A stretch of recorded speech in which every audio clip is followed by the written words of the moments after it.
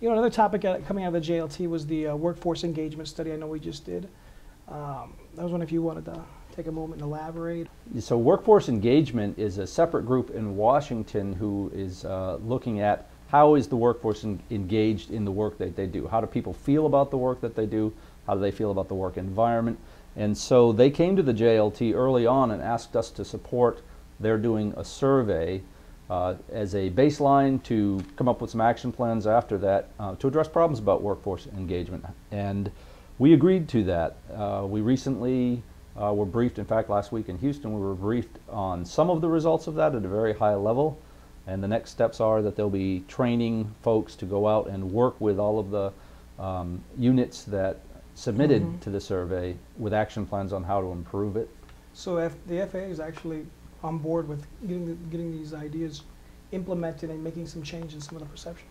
I believe they are. I believe they are. All indications are, certainly from the JLT level, the commitment is we're going to take that information that we get back from WE and we're going to take ownership of that and ensure that we're taking action, because we at the JLT are very sensitive to wanting to make sure that we continue to maintain ownership of the things we can control and not to let other groups sort of carry the ball for us. And these were submissions from the field. These were actual people's voices. They were. Their way up, correct? They were, absolutely. And ATO had the highest response rate of all of the organizations in the FAA. We had over 70% response rate. And I think that was in large part due to the fact that both FAA and PASS were encouraging our membership to respond.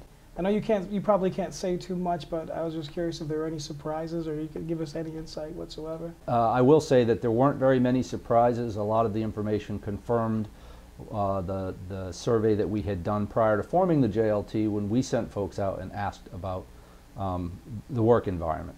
I will say that by and large the agency has what any organization would really appreciate, and that is a workforce who understands what their mission is and really, truly wants to get that done.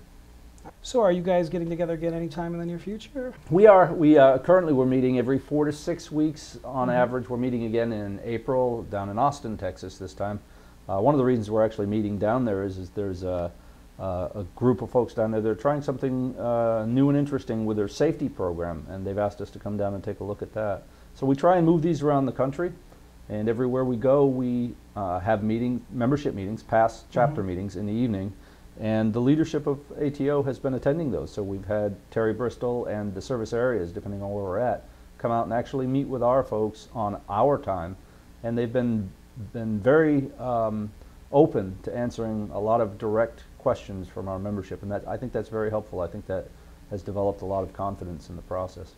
From what you told me today, I mean, it sounds outstanding. It sounds like all good stuff, and we look forward to see what comes out of the next meeting. Yeah, we're very excited that this is working out as well as it has to date, and we're looking forward to continuing it. And we have the commitment from both sides to do that.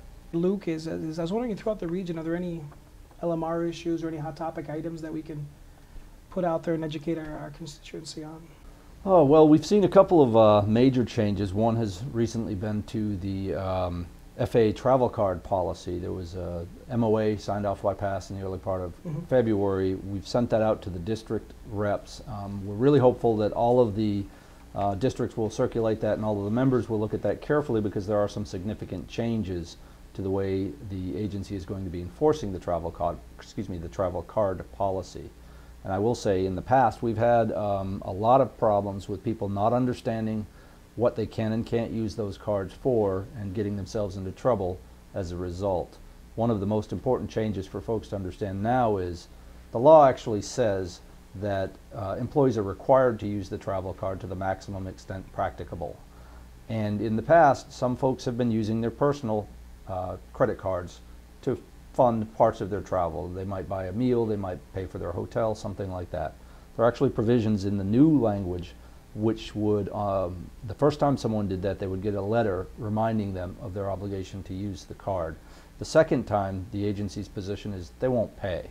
So it's very important that our membership be very aware of what the rules are, what our MOA that we signed with the agency is, so that they can not get themselves into situations that we would end up having to try and argue about.